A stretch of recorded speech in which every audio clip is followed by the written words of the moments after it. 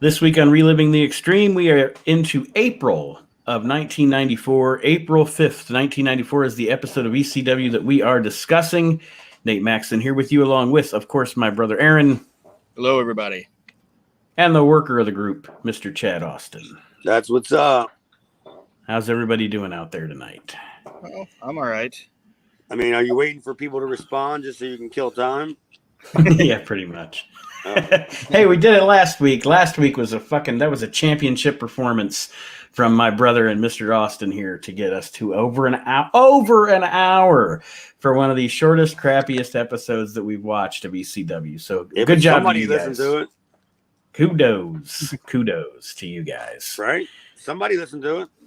Yeah, somebody's listening. And I just want to let everybody know that we are headed toward this, April 16th, 1994 show that they're going to be doing at the ECW Arena. So there is hype for that show on this show. And I don't have anything to talk about before we talk about the show. The only modern stuff I've watched this week is Dynamite. So I don't, not a ton of comments on that. I am glad Adam Page is back on the show. That made me happy.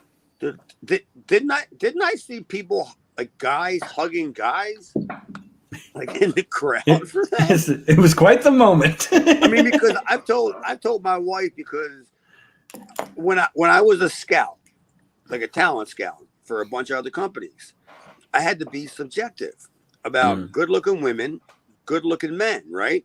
Like, I just couldn't be like, oh, I don't like him because he's good-looking. Like, I feel like a threat. And I just like, that's a good looking guy. I mean, and she looks at me. I'm just like, what do you want me to say? I mean, I'm not going to blow him in the fucking, in a rest stop bathroom or anything, but that's a good looking guy. And when he came out, the roof blew. I mean, do you think they know? Because I've heard from people that they knew that he was gonna be there, and I didn't. And quite frankly, I didn't want to know that he was gonna be there. Yeah, I didn't know either. I was very happy about it because I really do dig him. I think he's got so much potential to be a megastar especially in that company. And you see the reaction. I mean, I won't say his pop was as big as Punk's on that night, but he definitely got the second biggest pop of the night. Yeah, but he also got the pop. He also got the pop of a guy who wasn't an old WWE guy. True. Fair point. This was whatever 15,000 people going, this is our guy. Like, he wasn't handed to us from the evil empire. This is a guy that we liked from the beginning. And he got screwed over, and then all of a sudden he had to get some lady pregnant or something and screw all that up. But luckily for him, he's only 30 all accounts. He's only 30 or so. Mm-hmm. So he's got at least 15 more years of good earning potential in front of him. But yeah, I was excited as all hell because I didn't have any expectations. I didn't even have a clue because I just figured it's just going to be some other fucking, one time Jim Neidhart. But then I was like, no, it's probably not going to be Jim Neidhart. Jim Neidhart's fanny pack. And then I'm just thinking like, all right, it's going to be Doink. And then I texted Bob and I said, where are you at? And he goes, I'm at home. I go, well, it's not going to be Doink.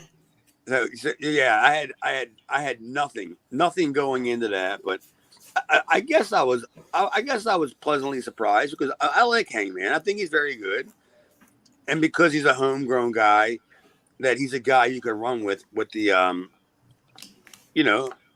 don't want to say the title, the company. Yeah.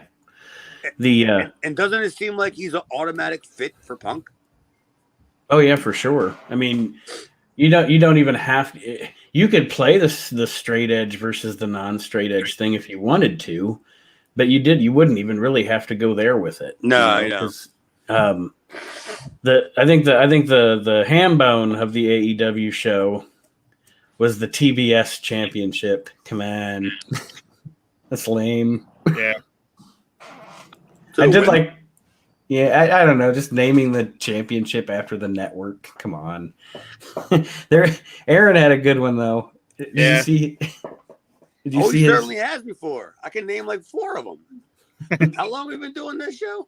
Well, I said my suggestion if I was working for AEW was, okay, we got the TNT championship, we have the TBS championship, but we also have all these old guys that work for us.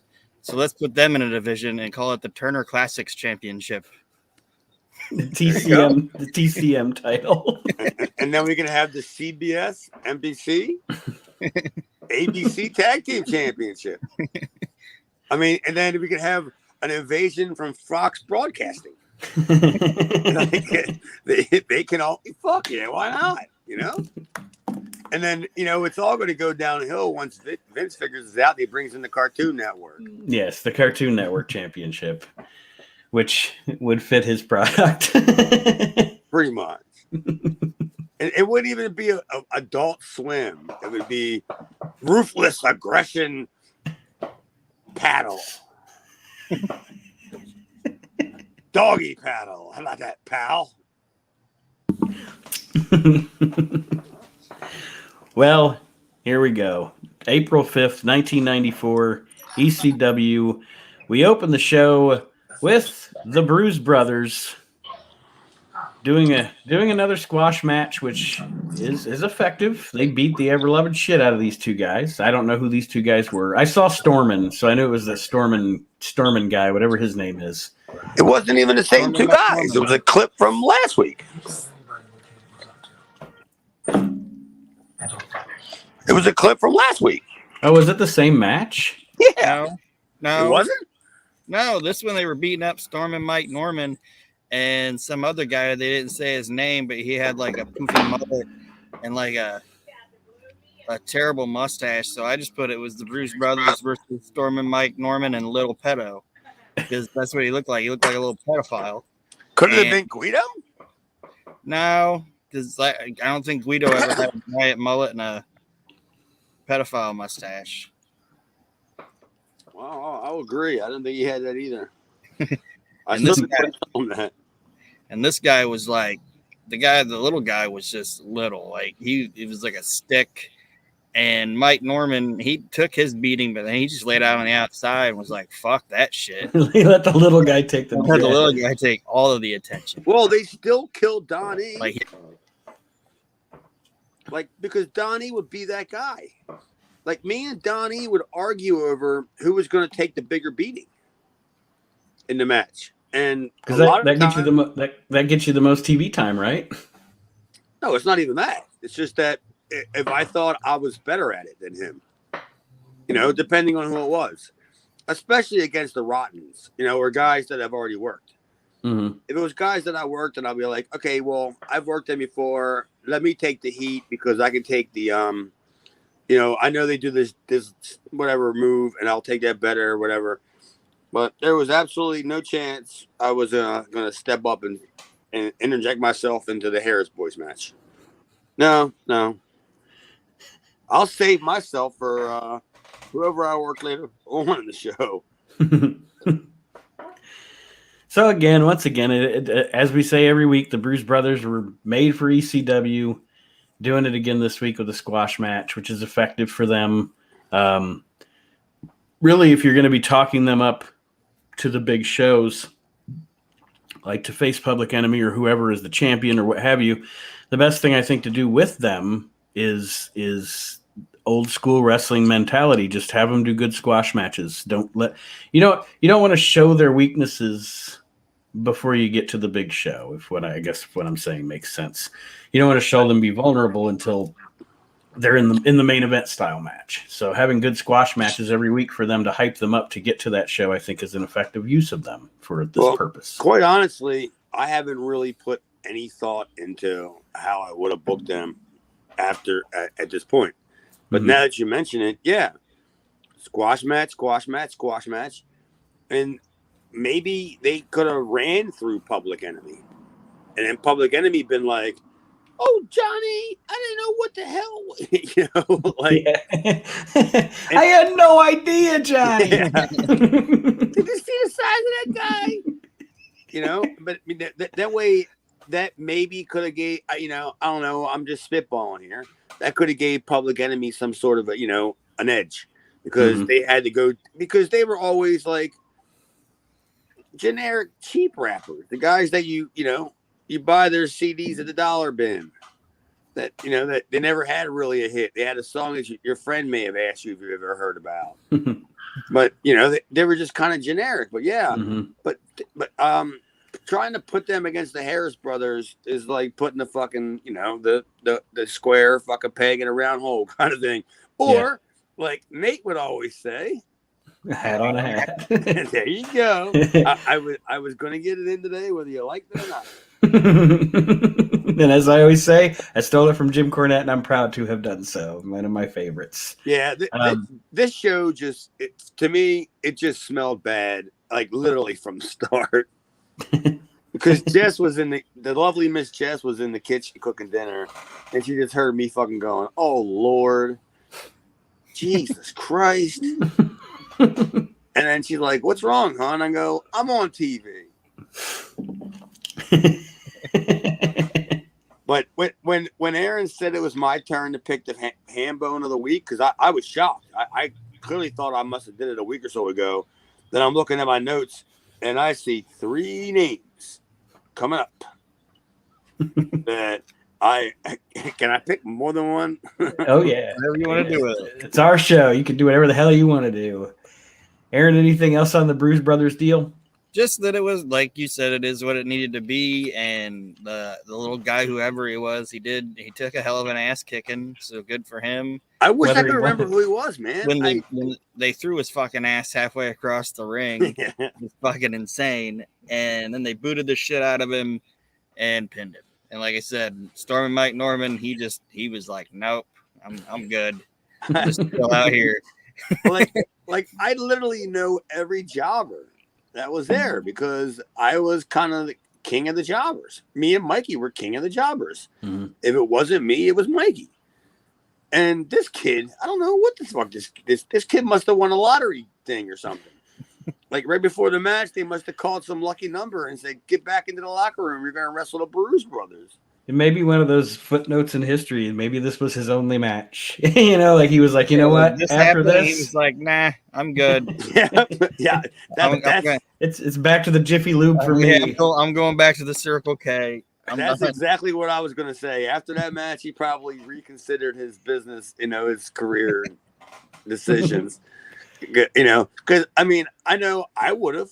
I mean, not at that point in my career. Not at that point in my career, but I would have. But I would have, at a different time, had it come along a little earlier, I would have been like, "Oh, this ain't for me." No. And believe me, I've gotten beat up. I've gotten beat up quite a few times, and you learn in the business you can't run away because you'll get beat up 3 times as bad in the locker room if you roll out of the ring and just leave. Because what are you going to do? How fast can you get the fuck out of there and grab your bags and go before the guy's chasing you?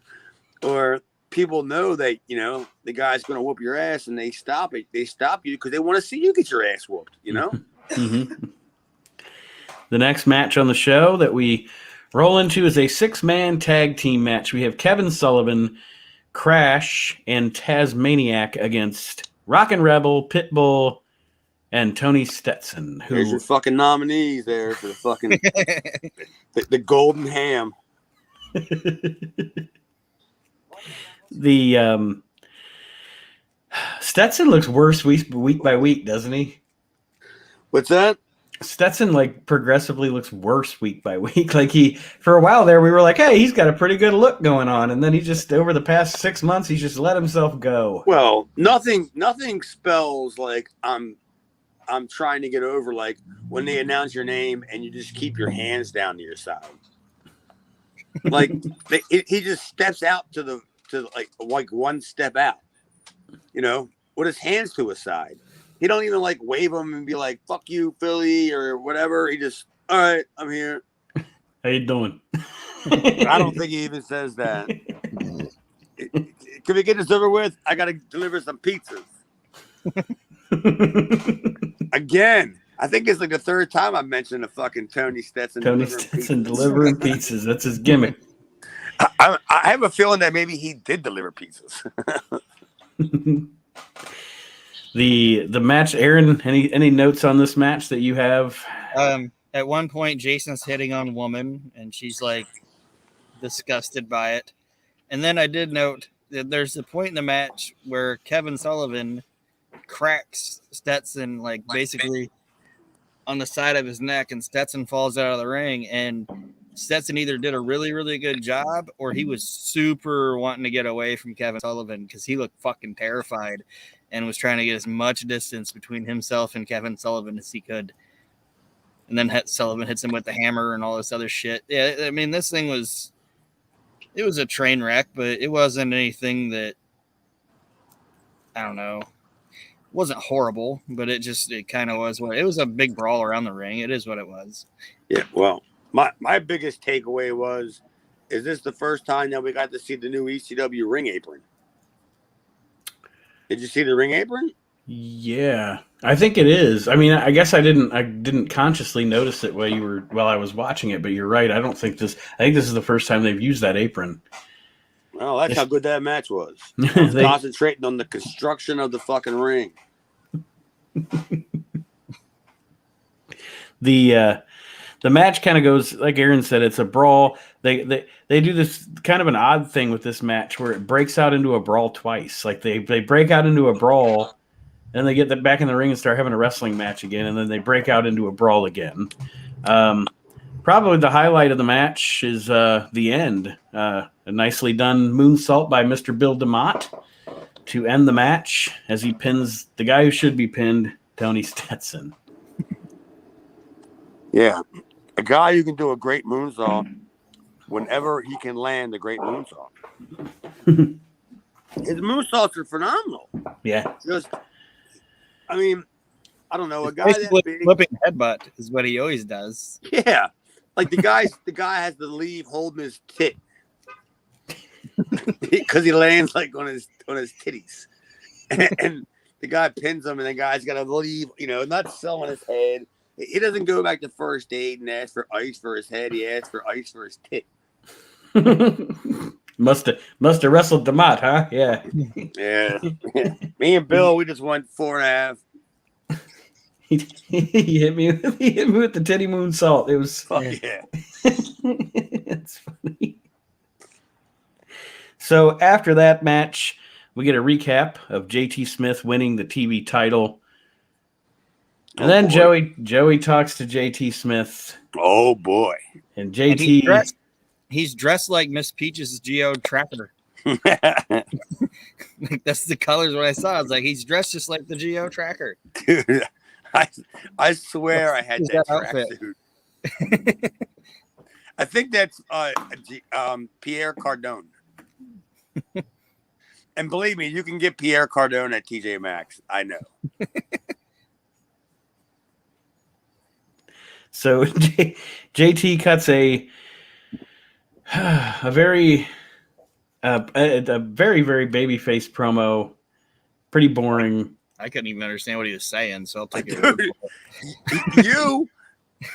Jess was sitting there playing words with fucking people she don't even know on her phone, and I'm watching it, and she looks up and she goes, "What the hell did he say?" I said, "Sabi, man, my dogby's gonna lick my your dogby's balls, buzz."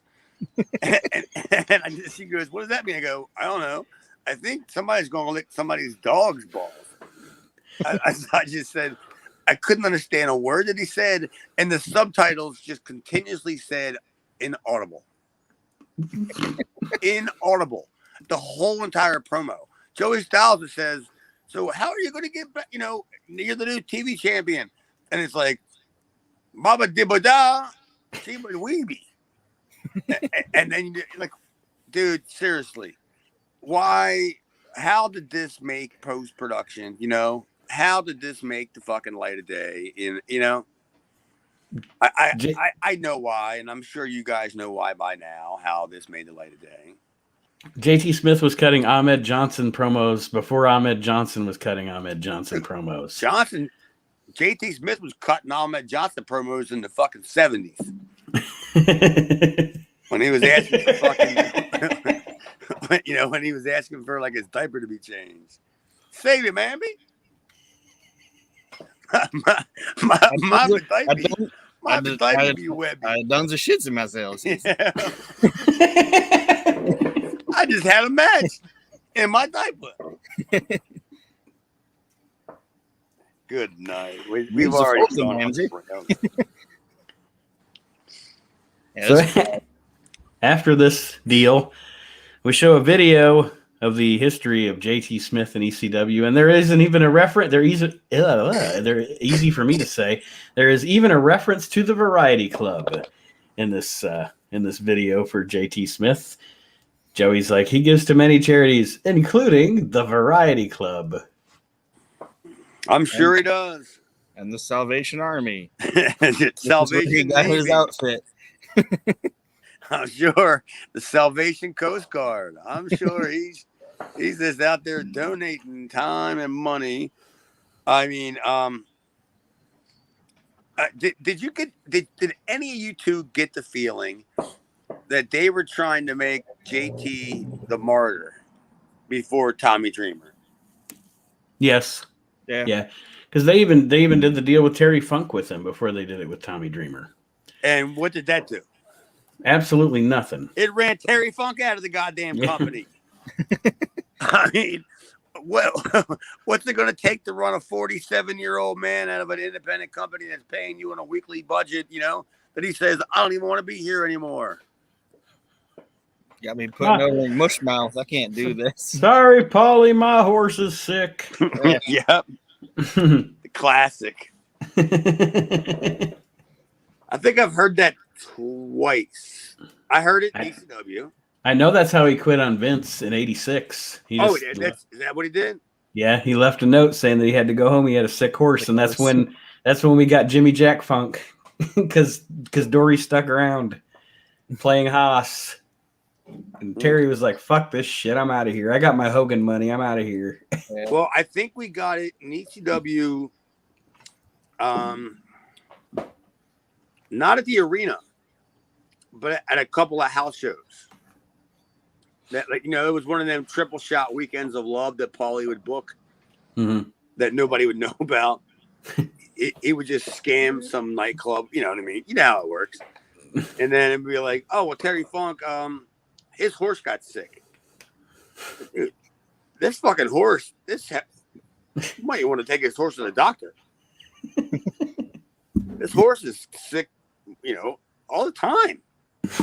This horse is a hypochondriac. I've never seen a COVID. Like way before COVID. Terry Funk has the world's only hypochondriac horse. Yeah. I just loved the fact that they were just this was before Dreamer, that they were just literally trying to put JT Smith in that spot. And I don't know, do you think it was right after this aired that Paul said, I don't think so? Maybe. Well, the funny thing I wrote about this video, honest to God, I wrote about this video. If you only saw this video, if you had never seen JT Smith before, this is the first episode of ECW you've ever watched, and you ignored that promo. If you only saw this video, you would actually probably like JT Smith until next week, because they showed the highlights the way they showed him getting the upsets. They showed him, they didn't show him getting folded in half by Mike Awesome, but they showed him getting the upset over Mike Awesome and different things like that. They definitely did a decent hype video for him, and definitely didn't show any of the bad stuff. I didn't know there was any fucking highlights. I thought every time they showed a video of him, even in a positive light, they showed the Mike Awesome clip. Dude, that's news to me. I'm gonna have to go back and watch this, because I'm like, yeah, they don't show putting this guy over. They don't show him getting killed in that match. They show him with the little small package where he actually got the upset over Awesome in that match. Don't accuse JT Smith. Yeah, one of us is gonna pick up on that. Yeah, don't accuse JT Smith of ill-fated things. Got a little small package. Save him, man. What about me package be? Jesus. We're going there. Oh, well, at least one of us is going there now. So. My tingy dingy doesn't work. Dude, I want to see JT Smith and Tony Atlas do a podcast. Are you fucking kidding me? What the hell? I'd listen just to not know what the fuck they're saying. Welcome to Unintelligible. Yeah, with your moderator David Bixenspan. Their first guest on the inaugural show, Tony Norris, otherwise known as Ahmed Johnson. Well, no, you couldn't have him because nobody really likes him. Like even guys that never even work with him don't even like him. So you probably couldn't have him. But yeah, I would give anything to hear that show. I would tune in. I'd wake up whatever time it comes on and say, but man, it's time for pancakes. It's time for breakfast, bud. And then you hear Tony go, huh, huh. Oh, dude, tell me that wouldn't. I mean, why would we be in the podcast business if they did a podcast? I'd just get out of the way. Yeah, what? Jim Cornette would take a fucking side track to that. Yeah, I'm stepping aside because Tony Atlas is talking on a public platform. Tony Atlas and JT Smith won the pony. Oh boy. That's an automatic doozy right there. And I think I just figured out who my fucking ham bone of the week is. And I don't even think he works there. After the JT Smith video, we have Paul E. cutting a promo. He talks about JT Smith and kind of mocking the Rocky story they're trying to tell him. Actually, he calls JT Smith brain damaged. Yeah, he says, if you don't believe me, just watch that last promo he just did. Did he say that? Yeah. Oh, he was like, if you don't believe that JT's brain damaged, just look at his promo. Well, that's great. That's great considering if you're suspending disbelief and you don't know that Paulie's doing editing, you know? Mm-hmm. If you don't know Paulie's doing editing, then literally just take in consideration that you think the show was live, that he's sitting backstage watching the monitor, and then he's just going, I don't know what the fuck this guy's saying. Like, and then somebody goes, I'm just saying. Somebody goes, all right, guys, you're up. Go out there. And then Paul's got to go out there and do a rebuttal, and he's like, I don't know what the fuck this guy just said. How do I rebut something when I have absolutely no idea what he just said to me? Yeah, how about you refront me? For all I know, he was complimentary. Yeah, he could have said he liked my car wash. Like, this guy, he's a big fan of my mother.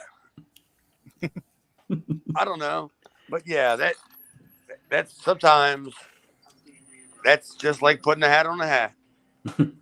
I think Mike Awesome has made his way back to Japan at this point because if you remember last week, they were hyping that they were going to, you had the whole thing with Sabu with Mike Awesome costing 911 costing Mike Awesome the match with Sabu.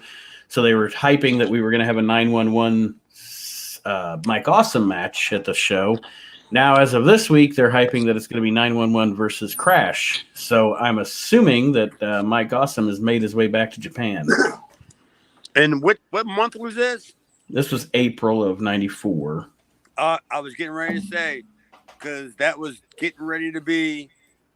I think what did they do, Nate? Maybe you might know. I don't know, Aaron. If you're a big F&W fan, they may have did mid-January through mid-February.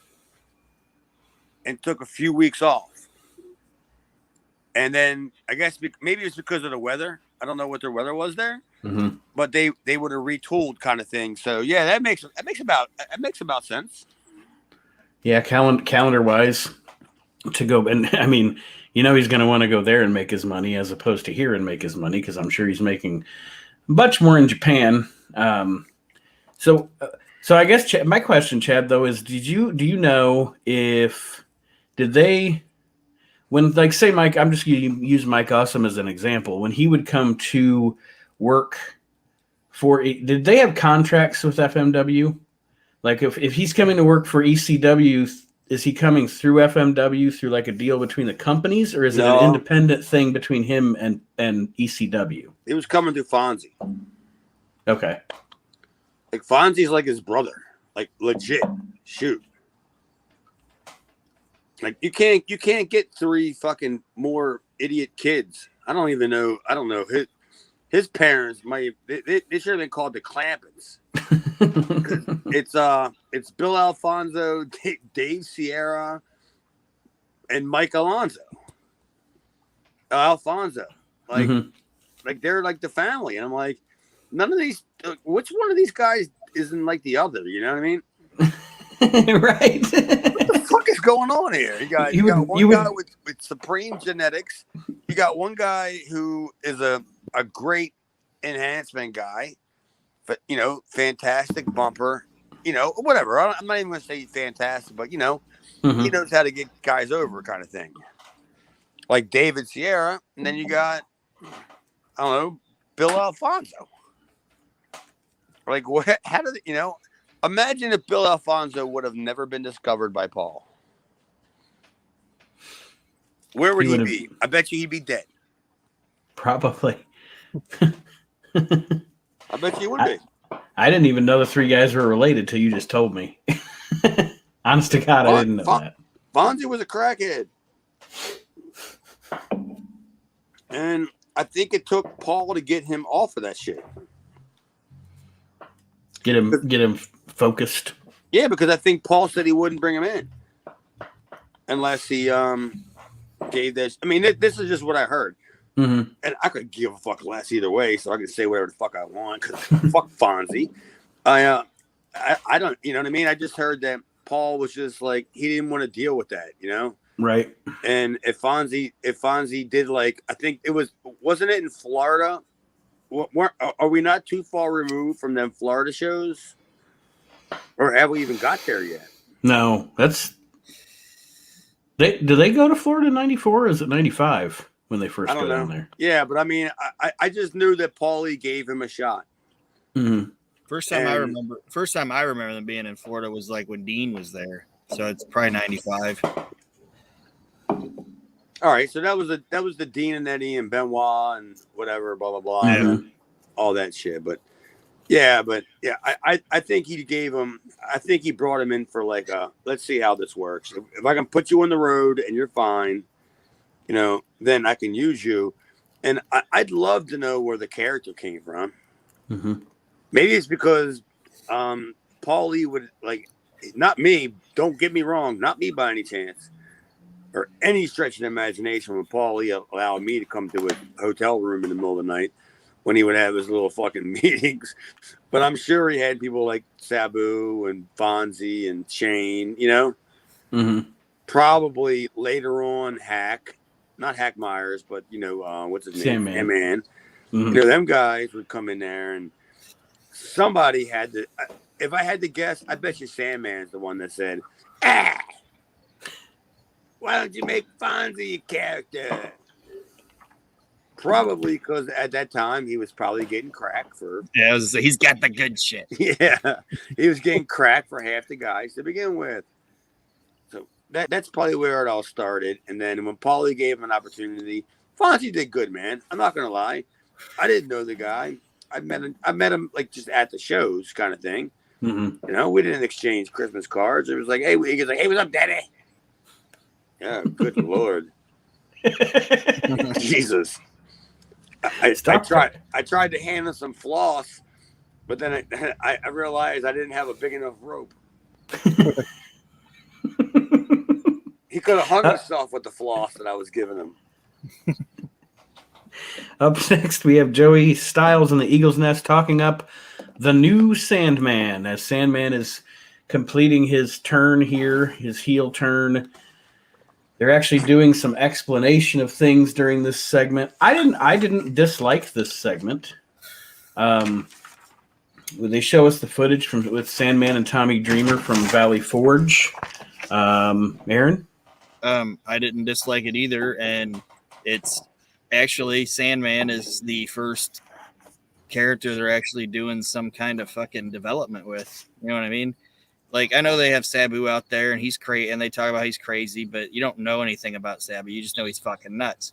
You don't know why. He's just suicidal, genocidal, homicidal, whatever. But like, this is the first real like character development that ECW is doing. Yeah, I mean, this is the first one that they started going in depth with.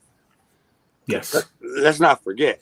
I mean, they did their ass with Bellomo like before. And this is not a rip. I'm not going anywhere with this, guys. I'm just saying they really tried to sell you on Bellomo. Yeah, they did. Because that was who they had. Mm-hmm. And they show the match highlights from the match between Tommy Cairo and Sandman from Valley Forge. Cairo winds up beating the Sandman, but Sandman attacks Cairo afterwards. Peaches is involved. Of course, Sandman's going to hit her with the chair, but Cairo makes a save, so Cairo winds up taking the chair shot. And, I mean, again, this is well done. I like the fact that and Aaron mentioned it last week, they're making reference to the Sandman's turn being like he's going from black and white, and they show him in black and white whenever he's on the screen, and I think that's a neat touch. I totally forgot. I haven't watched this stuff in a long time, and I totally forgot about that. Yeah, Sandman's promo, it wasn't bad. It wasn't bad at all. Like, I kind of sat there and I watched it, and then I was just like, I guess I thought like you, Aaron, or Nate, where you just said, okay, this is the Sandman that we know. This is like you would have thought it was gay. Sorry, if you would have had a surfboard behind him, you know what I mean? Or he'd have been like, hang 10, Ray Odyssey. Right. But no, he was like, dude, fuck all this shit. This bitch got my way. She got, Sal Bellomo's trying to feel up my bitch. Yeah. Fuck yeah. Where's my pizza? Yeah. He implies that Sal's trying to fuck Peaches, and we all know that's not true. And he wouldn't pay for it. But then he said he probably can anyway. So then he implies that Sal's poor. Dude, totally. I wrote that down. He said Sal's poor. I mean, did you ever see him against Steve Lombardi in 1984 on All Stars? He had to have made some money back then. And I mean, he sold those boats that he made on Tuesday Night Titans. He had to have the money just rolling in building those boats. Them giant boots probably weren't cheap. Yeah. I don't fucking know. At some point around here, I'm starting to write. I don't know what's going on, and I see the words "not bad," and I can't do this anymore. And I don't know what these guys want. I'm just watching it, going, "What do you want from me?" Also notable here, is this the first time he's did the cigarette gimmick on the show? No, he did it at Cabrini College, right, Aaron? No, he didn't do the cigarette gimmick there. He did it. The first time he smoked the cigarette was when he Sully interviewed him, and he said, "Life's a bitch, and then you marry one." And then you marry one. But that was taped at Cabrini College. No, that was taped at that place in Maryland. Yeah, the anonymous high school or whatever it was. Yeah, he started smoking after he hit Peaches. Well, I mean, that's when life gets good. Fucking, you smack your wife around. Start smoking. And then you start drinking first, and then you start smoking, and life gets to be a hoot, Gibson. You sell your surfboard and your wetsuit. And your life. For a pack of Winstons. Well, next we're featured to a match between Sal Bellomo and Sandman. Well, it's supposed to be a match. Sal's out throwing, he's throwing stuffed animals out into the kids. And again, I think it's cool that when Sandman's on the screen, it's in black and white. The actual switching of the color of the screen when they go back and forth from Bellomo to Sandman. And Sandman gives gives Balomo a nice spike pile driver, and Joey Styles actually said, "Oh, no toys for the kids." Oh, I didn't hear that. Yeah. Yeah, I put on here that Sandman spikes Sal, and then he empties his sack all over Sal Balomo. Oh! I didn't know it was that kind of show. And This show took a turn. He rips all the stuffed animals up, and Joey says all the kids in the crowd are crying because their hero Sal has been destroyed, and But now I'm crying. All the stuffed animals are destroyed, and we keep saying it, but this might be it for Sal. We thought it last week. Nate said it last week. He was like, "We're not going to see Sal again," and I'm like, "Oh, Sal's back." Dude, we said the same thing about Tony Stetson 4 months ago. Stetson's a bad penny. Fucking Balomo's a bad pepperoni. They just keep coming up. Yeah, you might be right though, because Sal leaves this segment covered in stuffing and holding a ripped up stuffed dog. I think it may have run its course for Sal Balomo and ECW. You think? Oh no! Are we gonna bet on this one? Unless he's getting caned. That could be the only way this ends, if he gets caned. Oh, wait a second here. Does he get caned? Now I'm going to have to really think about this. I don't think he's around long enough for the cane to rear its head. I don't think so. I just imagine him getting caned, and then like Sandman taking like stuffed animals and like throwing them up in the air and just like baseball batting them into the crowd with the cane. That'd be fantastic. Well, yeah, I would just love anything to get rid of Sal. Immigration, I don't know. Fucking. We now get a video hyping up the match between Hawk and Shane Douglas for the ECW title. Angus Khan. Yes, Angus Khan, because that's Hawk's music. And now, the star of the show, Mr. Chad Austin, is in action in our next match against Hack Myers. Star of the show. And I literally wrote no notes because I would be a dick if I put myself over. So I just said, I ain't fucking saying nothing. Well, that back body drop spot was pretty impressive. Well, they got me a job in Smoky Mountain. Got me a job in WCW. Yeah, it got me a job in a lot of places. And do you know who I stole it from? No. You're probably not even going to believe this. A fucking guy who was a job guy for Cornette in Smoky Mountain, Chris Hamrick. He would do the all the way over flip, body thing. And I said, I can do it. But I mean, how do I do it to where it looks, like it's believable? But there's not enough time here. We clearly don't have enough time on the show to explain this, but there's an art to it, that how you position your elbows and your shoulders on the guy who's giving you the backdrop, to where you can pivot yourself off of them. And if you're athletic enough, like me, to do it.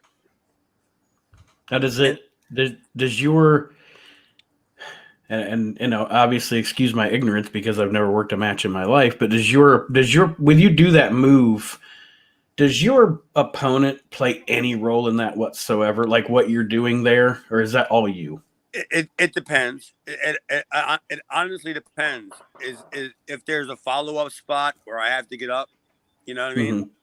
But if I had like bruiser bed shit, like when he gave me one and I had to get up to like feed for a clothesline, then I had to get up again. I'm going, you've already killed me.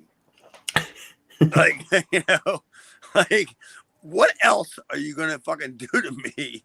That if I get up, I'm killing you. Right. Like You've already how many of these fucking goddamn fucking ham hocks you're gonna throw at me for shoulder block tackles or clotheslines or whatever you call them that I should be laying here and you should be able to bring your daughter in the ring and have her cover me and I ain't going anywhere kind of shit. The match itself ends with Chad getting a pinfall over Hack Myers with a leg drop off the top. Did you guys think it was a bad match?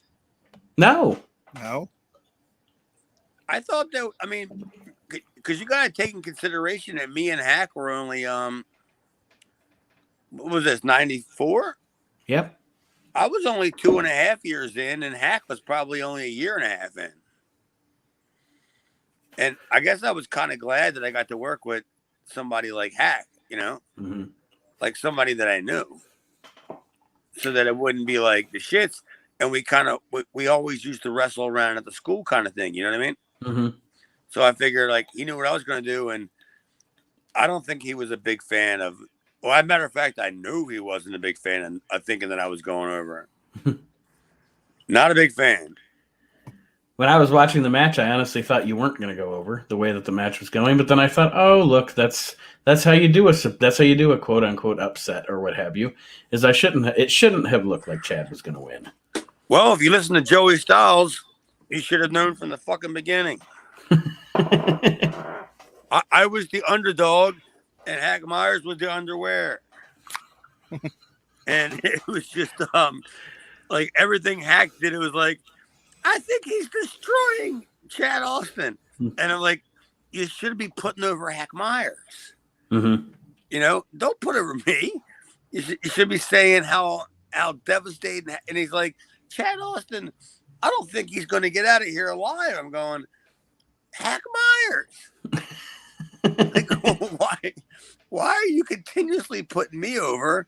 You know, when Hack Myers is clearly supposed to be the focal point, and therefore, in my opinion, it would have meant a whole lot more if you would have continued to put over Hack Myers. I mean, hindsight, right? Right. Like, if Joey Styles would have thought about that back in the day, he probably would have just put over Hack Myers and just be like, oh, all of a sudden, you know, whatever happened with the kid and Razor and all them other crazy, upsets. That it could have been like that, but no, he's calling me a young upstart halfway through the match. Like you said, hindsight 2020, he probably would have done it differently. The next thing, the next thing kind of confused me a little. I guess I don't know. Did anybody else think the Public Enemy Sherry thing was a little disjointed?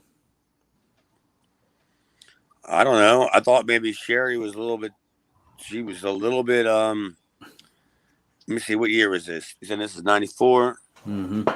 She was probably a little bit in the bag. And literally, this was probably taped after a show. Yeah, I was gonna say it was. I was about to say when I watched it, I was like, "This is like 2:30 in the morning." I probably said 32 times because I don't want to shit on somebody. But, yeah, it was probably taped way after the show. And Sherry looked like she was just so goddamn tired. You know, and Public Enemy, they were probably still partying, you know? Yeah. You know, Johnny! The next deal, we get a promo from Jason. Aaron, anything? I love it when you talk about Jason promos. Well, before that, we got more Angus Khan. They keep playing Angus Khan. Oh, yes. But I thought he was behind a Taco Bell. Like the building looked like the side looked like the Taco Bells did back in the 90s. I'm like, so they were just, let's go back behind this Taco Bell and have Jason cut this fucking rambling, nonsensical promo. Could you imagine if they would have like literally shot the promo from because it was a brick wall, right? Mm-hmm. No, it's like a stucco type thing. Yeah. But if they would have just had him stand like a few feet like to the left, and you would have saw like the drive-through sign for like Popeyes, like he's standing outside like it's his palatial estates, and you just see a Popeye sign. Dude, it's little things like that make me just. I wish I could rebook wrestling. Wrestling would be so much better, worse if I booked it. Because I have no interest in seeing good matches anymore.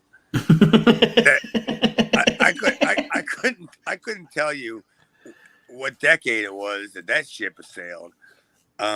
Probably the 90s. That I gave up on, like, guys having good matches. I could care less. I want to see a mix up, a flop, a flub, a train wreck. Yes. A bot spot. You know what I mean? I want to see girls that have never been in the ring before, and you're putting them on TV for the first time on live. Oh, that's like I said last week when we were talking about the indie show we went to. I don't care if I spent $25 on the ticket and the show's a train wreck, because the train wreck is so much fun anyway. I still got my money's worth. Yeah, I mean, I got my money's worth watching. Who was it? I don't know. What was Wednesday night? Danielson, maybe? I don't know. Whoever it was. Watching them guys. Mm-hmm. Whatever it was, Punk and Danielson. That was last week. I got my money's worth in that first 30 minutes. That they could have aired my whole wrestling career for the rest of that show, and I wouldn't have gave shit, because I know I got my money's worth in the first half hour of it. So they actually saved us. They were nice to us this week. I thought we were going to have to watch Shane Douglas wrestle Paul Diamond, and we didn't. Shane Douglas goes to the ring to face Paul Diamond, cuts a bit of a promo on the ring, and Sherry waylays Paul Diamond with the chair from behind. And then old Pat Tanaka comes out. Sherry whacks him with the chair too. So you got these jabronis laid out in the ring, and Shane Douglas is cutting the promo on Hawk, and then Hawk comes out. And does anybody want to say anything about this, or did I wrap that up? Is there really anything else to be said? I mean, Paul Diamond was probably in the back, maybe kind of working out. And then he knew he had a match against Shane, and then he goes out there, and then all of a sudden shit happens, and then somebody had to wake Pat Tanaka up. And go, hey, you better go out there and save your partner. And he's like, what do you mean? He's like, bad company. And he just goes, no, I like you. And he's like, no, you got to go out there. I mean, literally, how many times have we said, Pat Tanaka still work here? I'm thinking this might, I don't know, they kind of got buried in this segment. Maybe this is their exit. I don't want to what do I want to say? I don't want to cause bad luck here, and they show up next week and they're all over the show. I do. I wish all the bad luck. This is the last time we get to see these two fucking idiots on a fucking ECW fucking show, because Pat Tanaka by himself is not a bad worker. No, how about this? He's not a bad hand. Mm-hmm. I'd love to have him do jobs, maybe put him in an underdog role, do something with him. But clearly his time has passed. Yeah. Paul Diamond offered me nothing, not a thing. He's one of them Canadian guys. And you have to be like from a different part of Canada to be somebody special. Do the math. You know what I'm saying? Where all the Canadian guys are from, and look where Paul Diamond's from. Who's the other guy that's been from that area? Yeah, I just heard a horn go, so he doesn't know either. Yeah, I don't fucking know. What do you want from me? Wilbur Snyder and somebody else that's Indianapolis. My neighbors are all awake now. My neighbors are all wrestling fans. I just heard somebody yell at from Indianapolis. Hawk cuts a promo at the end of this segment, and I swear to God, he called Shane Douglas a sack of butter mussels. He did. I wrote it down. Oh, no, you didn't.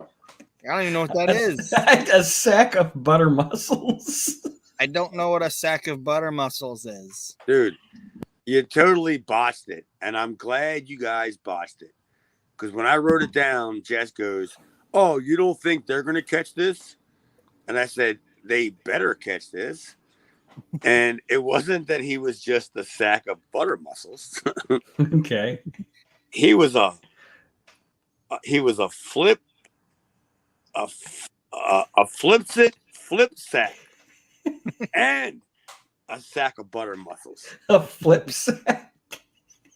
He was a flip sack and a sack of butter mussels. and Who wrote your promo, JT Smith? Like, what the fuck? Well, I know. If it was JT Smith, I would have drawn a little bit of lips like next to him. Go, say it in that voice. But yeah, I read it back to Jess and I go, "Is this right? Did he say he was a flip sack of butter mussels?" And she was playing word with friends. She goes, I believe he did, hun. I believe he called him a flip sack of butter mussels. Well, that should be the new ham bone of the week. Ooh, shit. They should have shown Shane's character like, what? Like, Sherry should have like, I have no fucking idea. The audacity. Yeah. Like, I don't even know where to go from here. Flip sack of butter mussels. Flip sack of butter mussels. That's why I texted you, Nate. Told you I think I know what the name of this show is going to be. Man, I missed the first part of it, and that it makes it so much better. Like I was like, a sack of butter mussels is funny, but with the added addition to that, oh, it's even better. Jesus. All right. Well, it's easy for me to watch the match and kind of critique it like mentally. But listening to the audio is what makes it funny for me. So I can write down like notes. You know what I mean? Yeah. It's easy to I can turn the volume off, and listen to our show, the Reliving the Extreme podcast on any platform, and I can sit there and watch the show with the podcast off, but hearing the fucking audio, and then you hear a flips it of sack of butter mussels. I mean, if my wife's the Miss Jess's ears perk up, then they hit a nerve. I don't know what any of that is. Neither did Hawk. Dude. It makes you wonder what he was trying to say. I think he was trying to say that. I think again, these has to be canned. I mean, what do we have left from Hawk? Honestly, what is left? Is he going to work Cairo?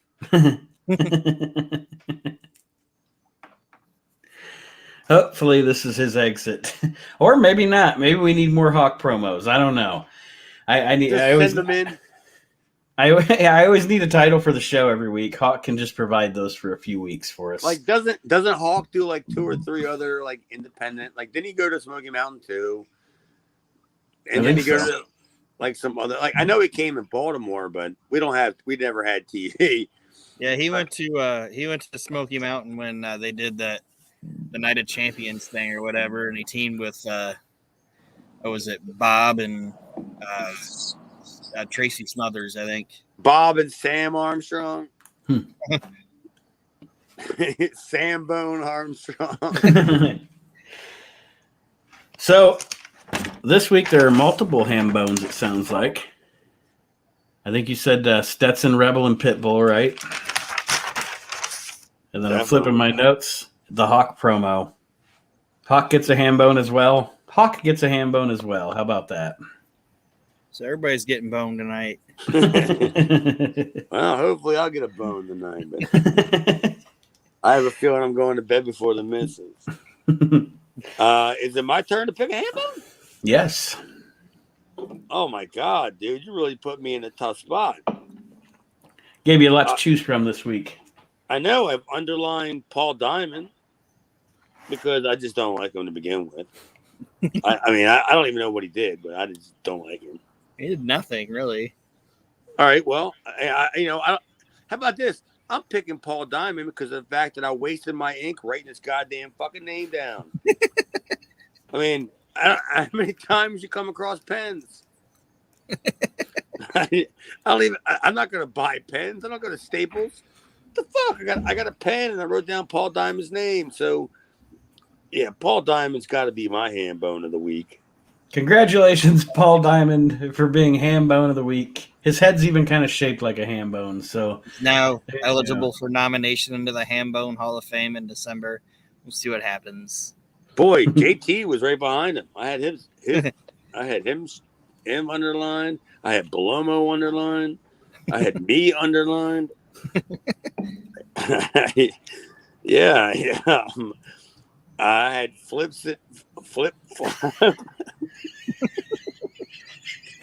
Butter muscle. That's the hand bone of the week.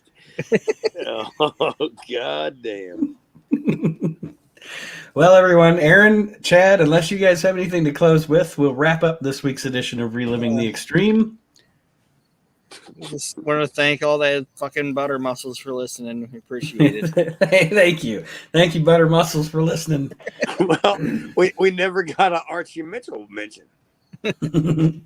So everybody go to Twitter and follow Chad on Twitter. I'm Chad. I don't know, whatever I am, Demira. And go to Twitter and follow Archie Demira. Archie Demira. The only people that are following him is the Witness Protection Program. You know what goes best with a ham bone? A side of flippant, flabbit sack of butter muscles. Give me my ham bone and my butter muscles. I'm ready to go. Dude, it sounds like something you would order at fucking what's that place that everybody goes to down south? Cracker Barrel. Barrel. Oh, I was just say like. I don't even say it. Crab shack or whatever. Yeah, I don't even want to know what places you go down south and visit. I'm gonna go to Cracker Barrel. I'm gonna order a flips and flaccid and a sack of mussels. Whatever. Butter muscles. Butter muscles.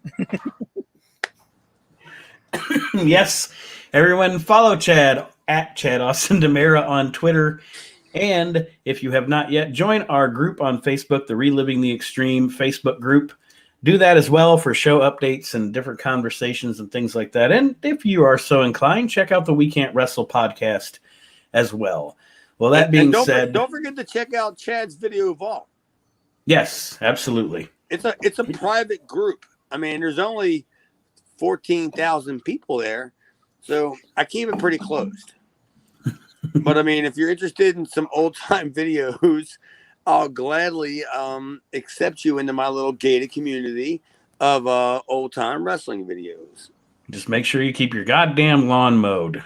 And for every 10 DVDs, you get a sack of butter muscles. And you get your fucking flip to flaccid.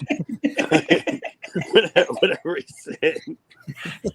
And that's a wrap for this.